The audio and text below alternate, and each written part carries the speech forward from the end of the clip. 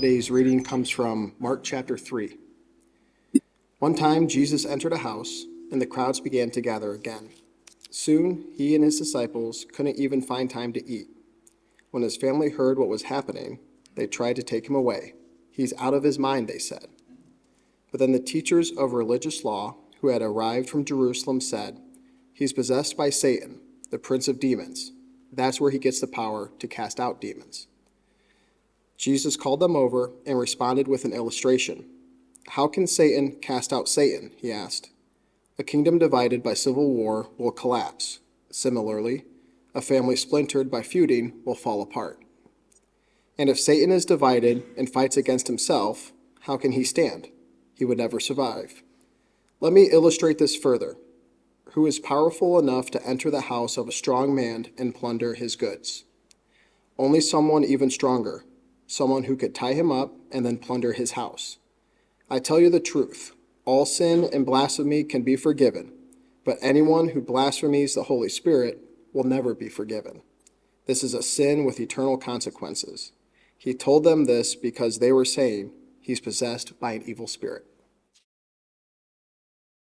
It occurred to me while listening just now that I have the knack of picking the oddest passages on events like Mother's Day.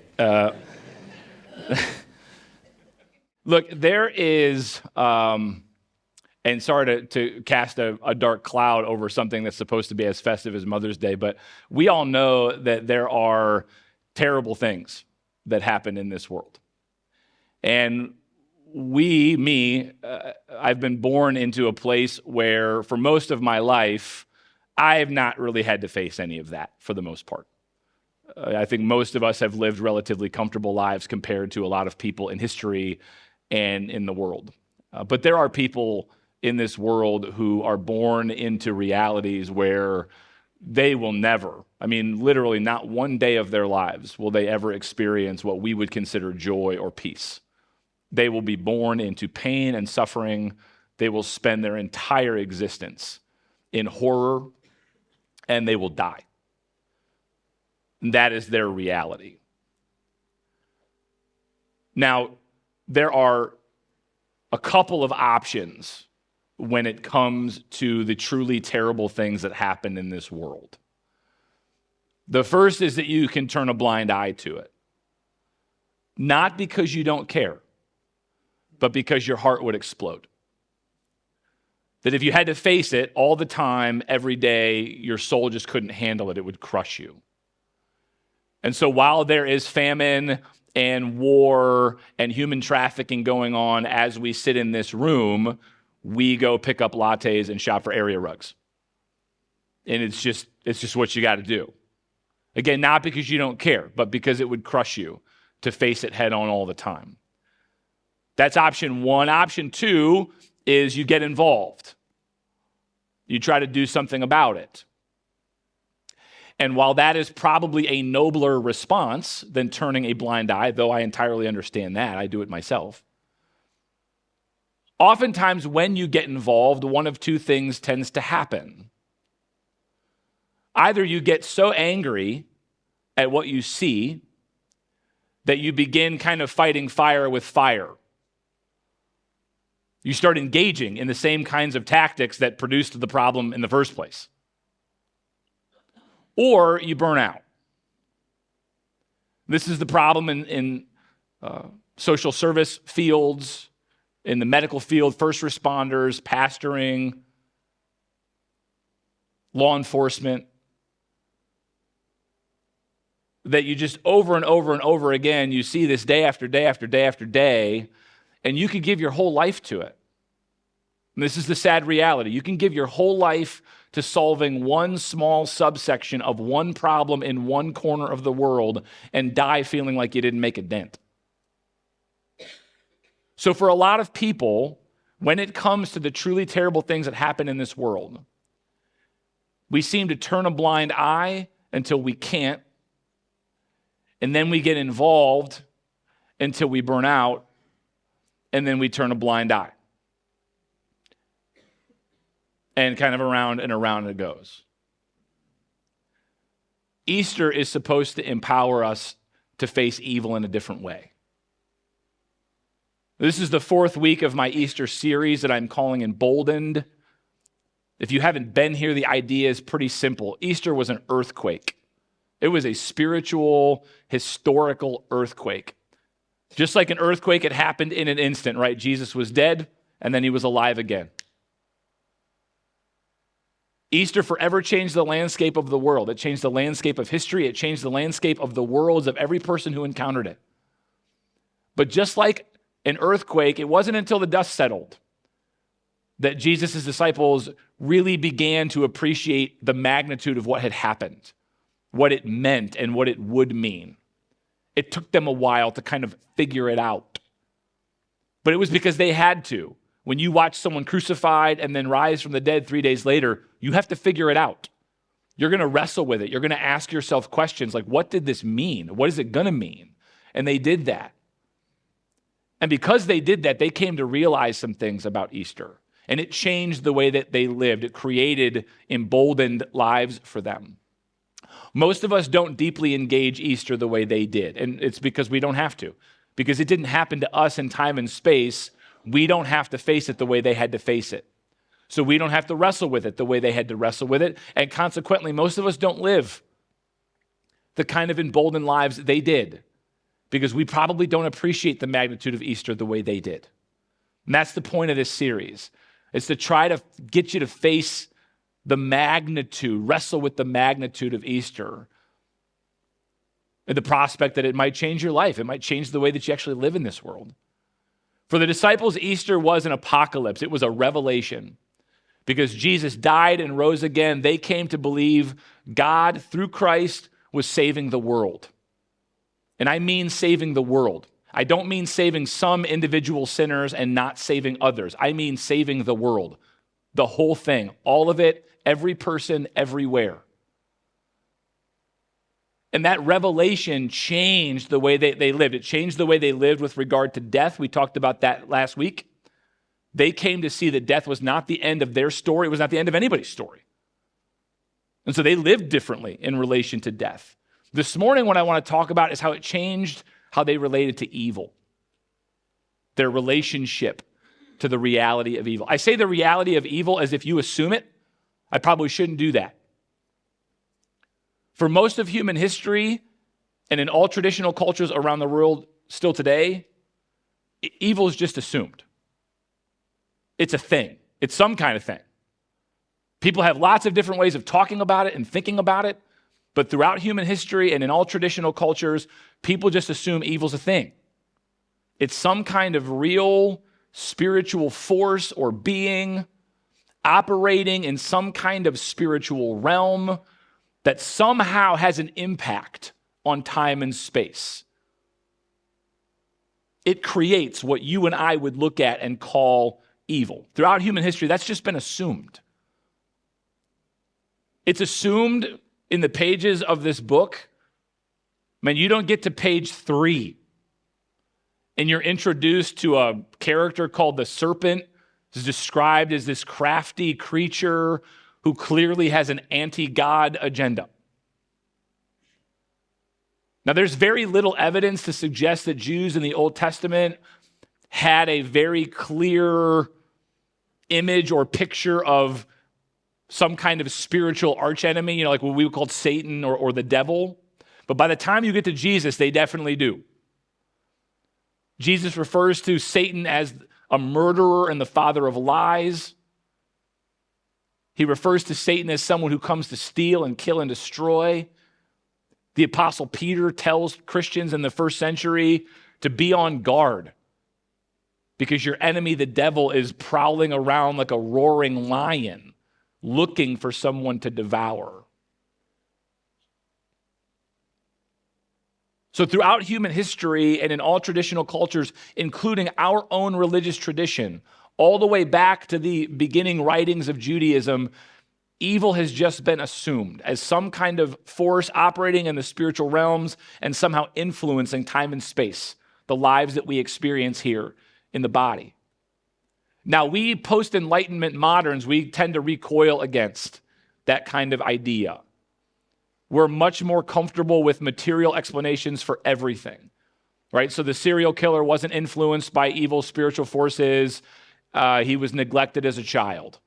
And because he was neglected as a child, he developed sociopathic or psychopathic or dissociative personality disorder or whatever the stuff is. And while psychology has done wonders to help us understand the human mind and human behavior, materialism as a philosophy is untenable. And there are just some things that happen in this world you cannot trace back to a material cause. And if you try, it actually leads to a lot of the evil that we decry as human beings. One of the gifts that comes down to us from our pre-modern religious forebears is the belief in spiritual forces that intend harm and evil. Like Adam and Eve, in our kind of founding stories, they are tricked, they're deceived. There's a force operating to manipulate them and get them to do things. And that's a really important insight, because if you take evil forces or spiritual evil out of the equation, you still have evil in the world. And now the only way you have to explain it is by locating it in people. So now it's not evil spiritual forces that are influencing people, it's evil people. And once you call someone evil, and I'm just going to tell you, this has become alarmingly common. And I don't know if it's just careless language. I hope so. I hope it's just careless language.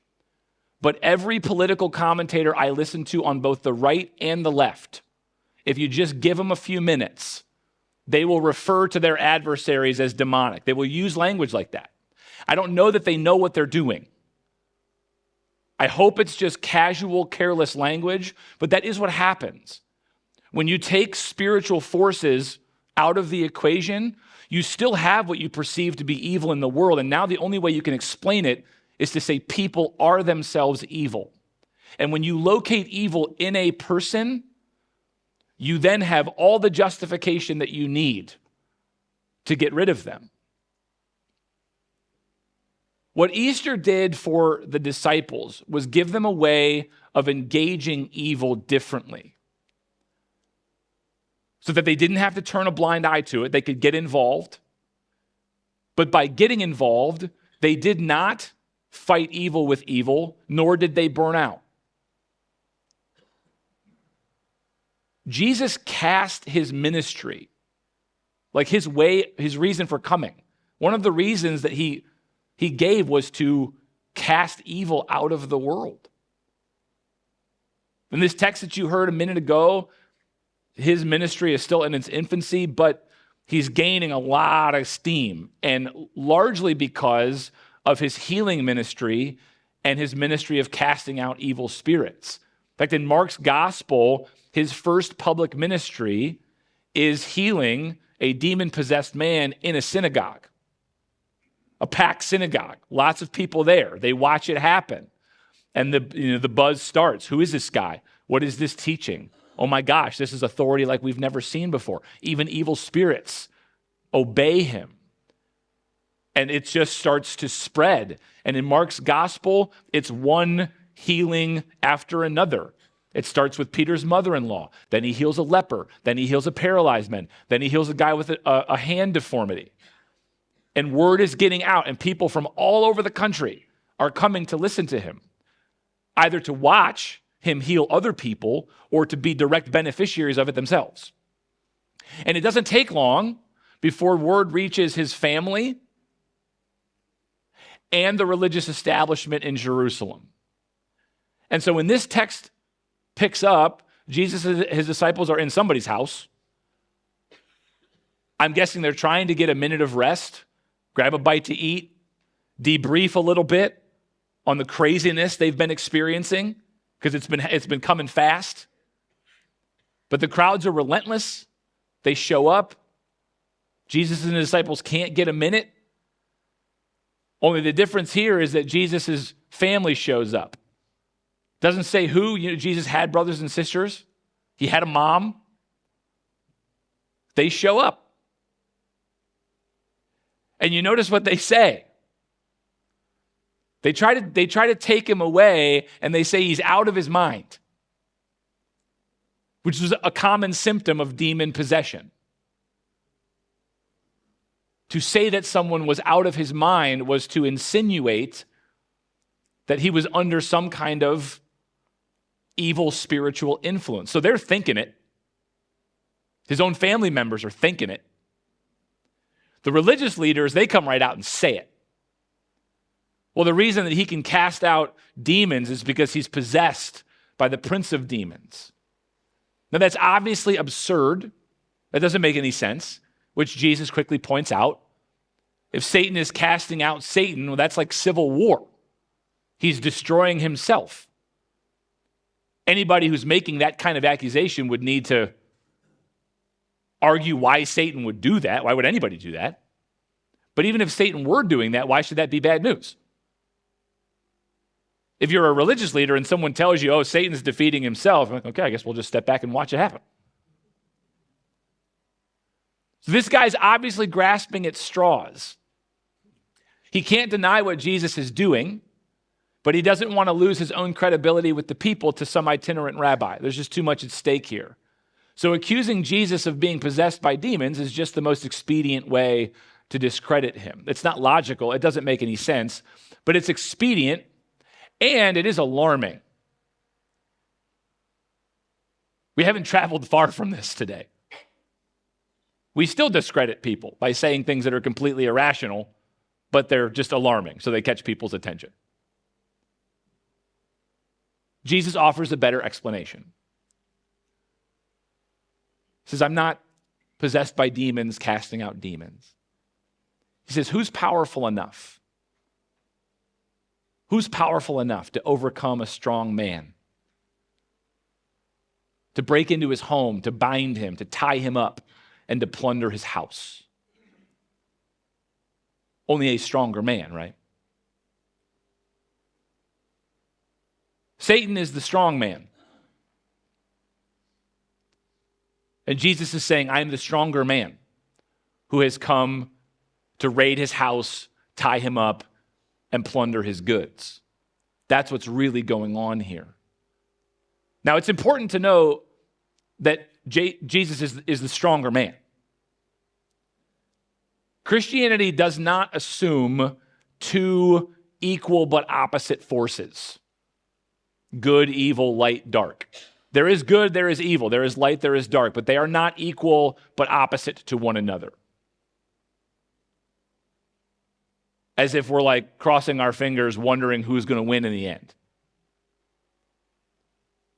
God is the stronger force, and always has been. Again, from the first writings in Judaism that we have recorded in our Bible, that story with the serpent, after the serpent tempts Adam and Eve, God shows up. And God exercises authority over the serpent. Commands the serpent to crawl on its belly and eat the dust of the earth. That's a sign of spiritual impotence. Slithering snakes, I know they're scary, but they're not dangerous.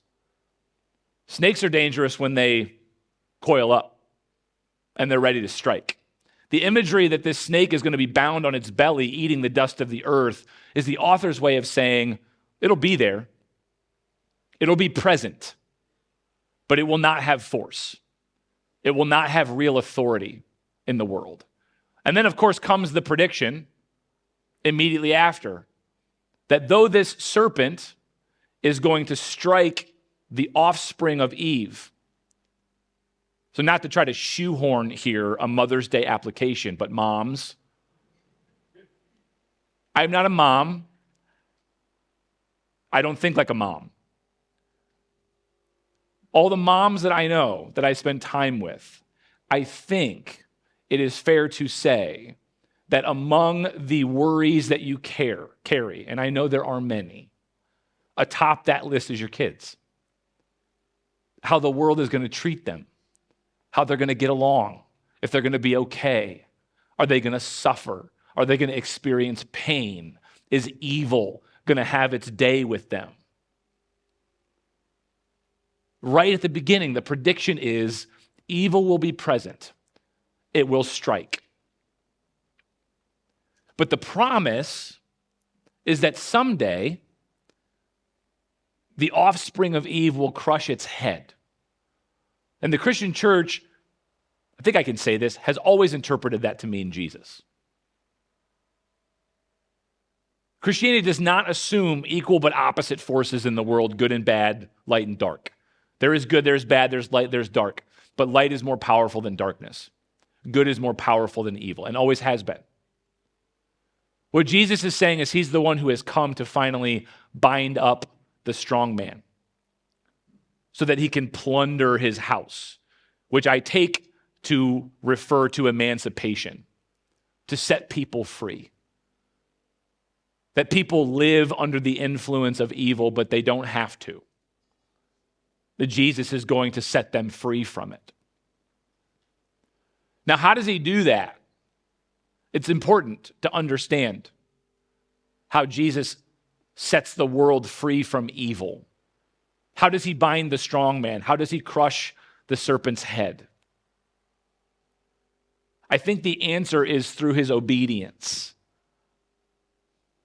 That's not a readily apparent answer, but I think that is the way the story plays out. At the very beginning of Jesus' ministry, he goes out into a desert wilderness, and the point of that episode is to do battle against Satan, to be tempted. Because the point is, if Jesus can't overcome temptation, then Jesus will not be fit to bring about God's kingdom in God's way. And so one of the temptations that he faces, Satan says, Jesus, I will give you all the kingdoms of the world. Again, in light of Easter, think every person, everywhere, all of creation, the whole cosmos, all of it. Exactly what Jesus came to save, to rescue. Satan says, I'll give it all to you, all of it, if you'll just bow down to me. Now, the word Satan means accuser. It means adversary. Satan is the spirit of accusation, an adversarial spirit in the world.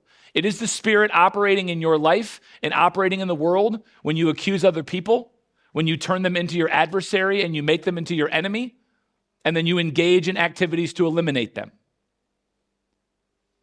That is the spirit of Satan. So when Satan tempts Jesus to bow down to him, what he is doing is he's saying, Jesus, I'll give you all the kingdoms of the world. You can have them all just like everybody else has always had them. Every kingdom in this world has been built the exact same way. There is not one single exception. Every human kingdom in this world has been built by accusing other people, turning them into adversaries, making them into your enemy, and then taking something from them. And Satan says, if you'll bow down to me, you can do it just like that. You can conquer the world. You can conquer the world, just like Caesar, just like Charlemagne. You can conquer the world. Jesus isn't having it. He will not build his kingdom that way, because that is not God and that is not God's way. So he resists that temptation. He says, it is said that you should worship God only. So Jesus passes the first test. He's obedient. He is not going to fight fire with fire. He is not going to try to build God's kingdom through the same kind of coercive force or violence that all human beings have always built human kingdoms. But the real win is on the cross. The real win is on the cross, where instead of doing violence, Jesus allows him to be overcome by violence. Instead of falsely accusing, he allows himself to be falsely accused. Instead of binding, torturing, and murdering other people, he allows himself to be bound and tortured and killed. And for a hot second, for a couple days, it looked like Satan was the stronger man. that Satan was the one who had bound Jesus and could now plunder his house and steal his goods. But 3 days later, Jesus rose from the dead. Jesus was obedient unto death. Jesus' death is important, but only as the culmination of a totally obedient life. Jesus was obedient unto death. He did not ever give in to Satan's temptations to control the world or to build his kingdom the way we do, even to the point of allowing us to crucify him. And when he rose from the dead, it was the final unmasking. That what people had always hoped was true, that evil, though present and operative in the world, does not have power. It does not have ultimate authority. It has been bound, it has been defeated, and it will ultimately be destroyed. Maybe not today, maybe not tomorrow, maybe not next week, but eventually, God will destroy it entirely. That became the great hope of the early Christian community. It is the take-home message. If you have not ever spent any time reading the book of Revelation, I don't encourage you to do that. If you do not have any experience, it is a wildly complicated book. People use it to say wildly stupid things. The take-home message to the book of Revelation is that evil has been bound, it has no ultimate power, and that it will ultimately be destroyed. Revelation imagines Satan as a prostitute riding a scarlet beast. And the promise is that God will punish the prostitute who rides the scarlet beast for corrupting the world with immorality. And the way the prostitute and the scarlet beast do that is through figures. The beast and the false prophet. The beast stands for evil empire. The idea is that these spiritual forces, they operate in and through people to influence the world. And the way they do that is through evil human entities, empires, and their propaganda machines. That's what a false prophet does. They seduce you. So Revelation promises the false prophet and the beast will be destroyed. And without evil empire and propaganda machines to work through, the promise is that Satan will be finally chained, which is exactly what Jesus says he's doing. He's chaining, he's binding, he's tying up. And all of it will eventually be thrown into the lake of fire, done away with. They took great comfort in that evil is here, it's present, it's operative, but it does not have power and authority, not over you, not over the world. It may strike, but the Christian church quickly recognized that its striking it's just the last gasp of a dying enemy. And that meant some things for them. And it should mean the same things for us. The first is that you don't have to turn a blind eye to evil in the world. I think it's spiritually healthy for human beings to have to, at least on occasion, take a look at the things that are going on in the world. You don't have to turn a blind eye. In fact, you're not allowed to. Jesus has commanded you to go out into the world, and as part of your vocation as Christian people is to help cast out evil. So you're not allowed to turn a blind eye to it. But by getting engaged, one is you don't have to resort to evil to fight fire with fire. But you also don't have to risk burning out. That you can give yourself to something. You can celebrate successes when you experience them and thank God that they do come. But that you can operate in the ever-present hope that even if things don't get better today or tomorrow, even if you give your whole life, to trying to solve some subsection of one problem in one corner of the world, and you die and the problem's not solved, it will be. Again, not to shoehorn a Mother's Day application here, but when evil strikes your kids, and it will, it will not be the end of things. It may be immensely painful, and God forbid that should ever happen. But if it does, Christian people live in a robust hope that though evil is present and operative in the world, it is not the final enemy that we often assume it is.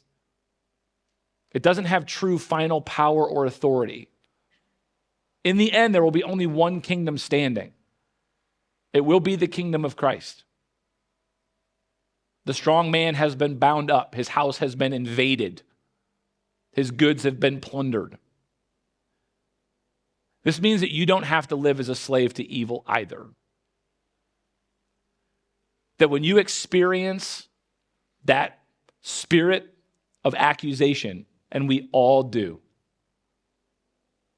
the next time that spirit rises up in your spirit and you start finding yourself spinning that narrative, telling yourself that story about that person or those people or them over there, that they're the problem, they're the enemy, they're demonic,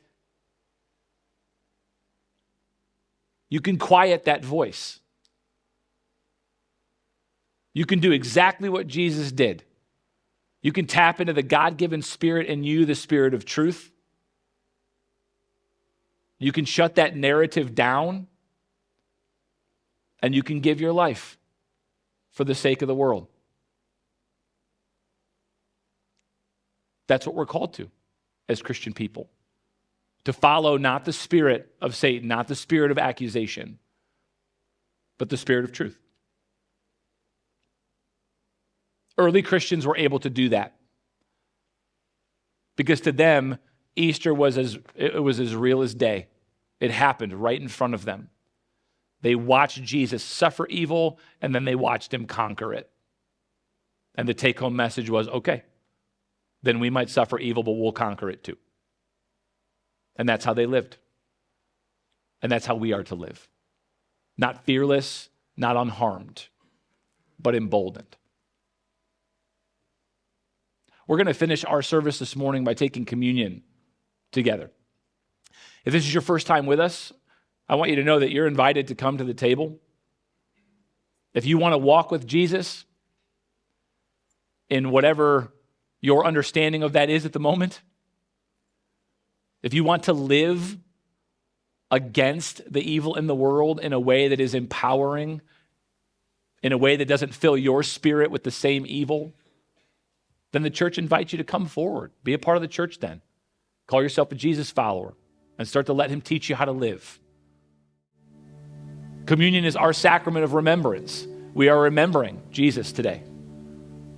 That he overcame Satan in the desert, he overcame Satan on the cross. He gave his own life in obedience to the Father on our behalf for the sake of the world.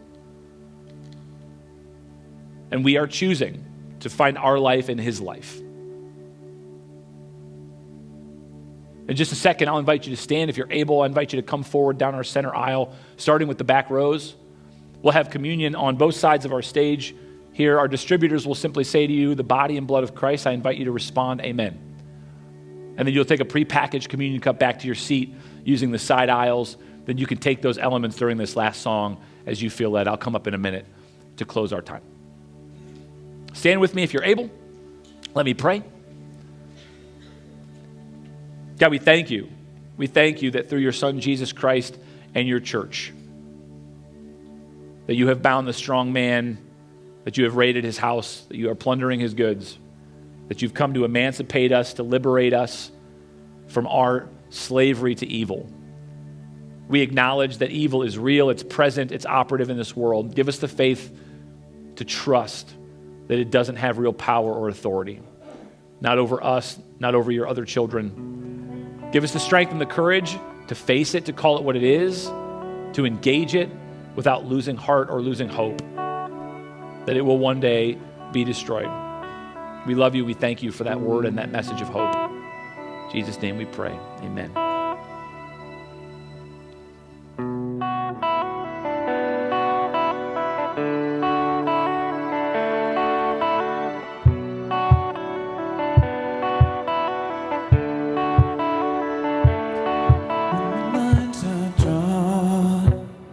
When you're in or out, when it's us or them, and we shame the doubt, it is all a lie.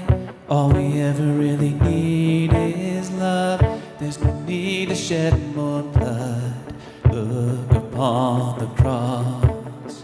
Look upon the cross. See the face of Christ.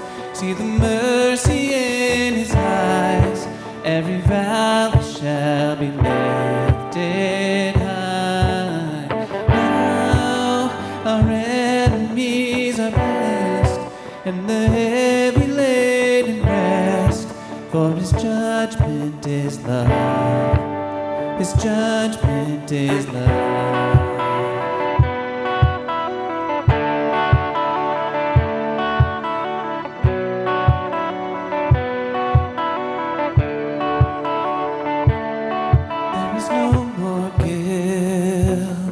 There is no more shame. All our darkest sin, all our deepest pain.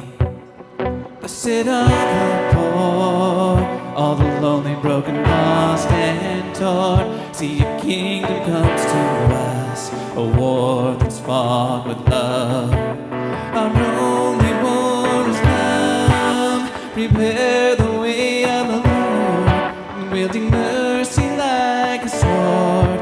Every mountaintop will be made low. No, he holds the earth like dust, and his judgment comes to us, and his judgment is love. His judgment is love.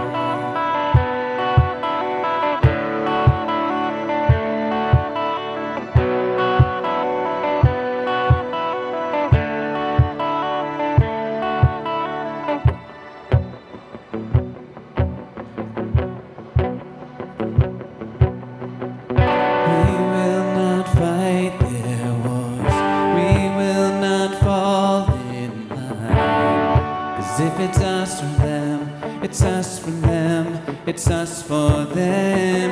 We reject the either or, you can't define us anymore. 'Cause if it's us or them, it's us for them, it's us for them.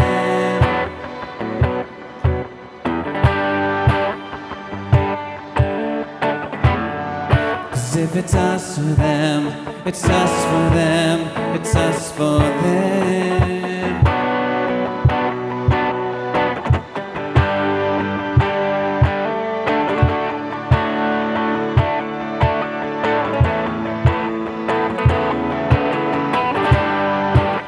Prepare the way of the Lord, wielding mercy like a sword. Every mountaintop will be made low. No, he holds the earth like dust, and his judgment comes to us, and his judgment is love. May our judgment be love.